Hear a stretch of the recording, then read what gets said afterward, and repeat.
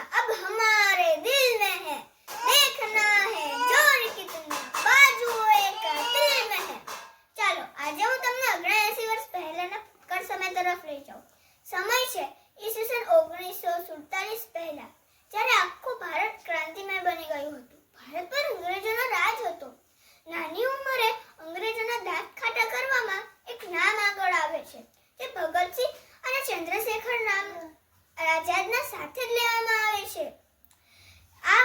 આ ક્રાંતિની મિસાલ એટલે સુખદેવ થાપર।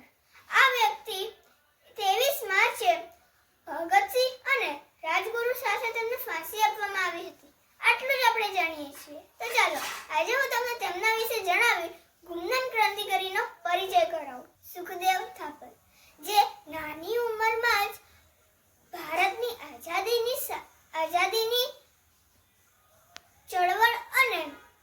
ચળવળ અને પ્રવૃત્તિમાં જોડાયેલા હતા।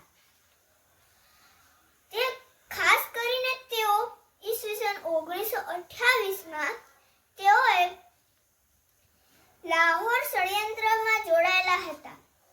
તેઓ લાહોર ષડયંત્ર જોડાવાના કારણે તેઓ જાણીતા બન્યા હતા।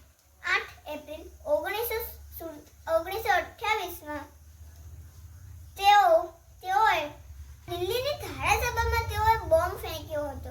તેઓએ ડર્યા વગર નારા લગાવ્યા હતા, ઇન્કલાબ જિંદાબાદ, ઇન્કલાબ જિંદાબાદ। તેમનો ઈરાદો કોઈને મારી નાખવાનો નહોતો, પરંતુ બહેરી થઈ ગયેલી અંગ્રેજ સરકાર સુધી તેમનો અવાજ પહોંચાડવાનો હતો। ઈસવીસન 19